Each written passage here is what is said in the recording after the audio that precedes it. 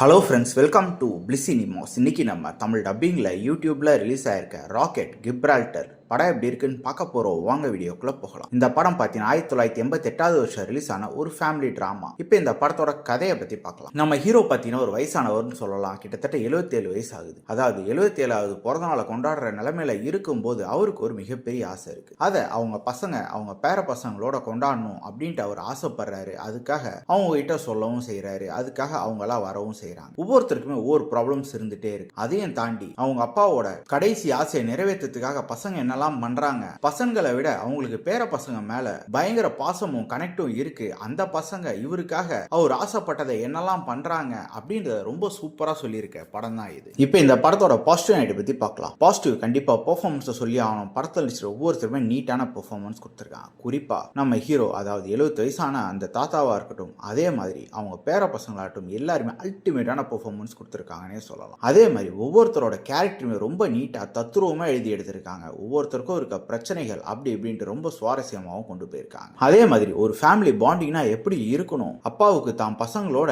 எப்படி பாண்டிங் இருக்கு, அதே மாதிரி அதே பேர பசங்களோட எப்படி பாண்டிங் இருக்குன்றதெல்லாம் ரொம்ப நீட்டாவே காமிச்சிருக்காங்க. அதே மாதிரி வயசான வாழ்க்கையில அவங்களுக்கு என்ன மாதிரி ஆசைகள்லாம் இருக்கும், அவங்க எப்படி இருந்தா ஹாப்பியா இருப்பாங்க அப்படின்ற மாதிரி பல போர்ஷன் ரொம்ப நீட்டாவே காமிச்சிருக்காங்க. டெக்னிக்கலியும் படம் சவுண்டா இருக்கு. அது சினிமோட்டோகிராஃபிலாம் சூப்பரா பண்ணி கொடுத்துருக்காங்க. பேக்ரவுண்ட் ஸ்கோர்லாம் அல்டிமேட்னே சொல்லலாம். இந்த படத்தோட நெகட்டிவ் பத்தி பார்த்தீங்கன்னா படம் கொஞ்சம் ஸ்லோ அண்ட் ஸ்டடியா தான் போகும். ஸோ இந்த படத்தை நீங்கள் பார்க்கணும்னா பொறுமை ரொம்பவே முக்கியமாக இருக்குது. அதே மாதிரி பல டைலாக்ஸ் பார்த்தீங்கன்னா ரொம்ப உணர்ச்சி பூர்வமாக எடுத்து வச்சிருக்காங்க. அது ஒரு சில பேர் கிரிஞ்சா இருக்கவும் வாய்ப்பு இருக்க தான் செய்யுது. மொத்தத்தில் என்கிட்ட கேட்டிங்கன்னா இந்த படம் ஒரு நல்ல படம் தான். ட்ரை பண்ணி பாருங்க. இந்த படத்துக்கு நம்மளோட ரேட்டிங் 10க்கு 6 மார்க் கொடுக்கலாம். இன்னொரு வீடியோவில் சந்திக்கலாம். தேங்க்யூ.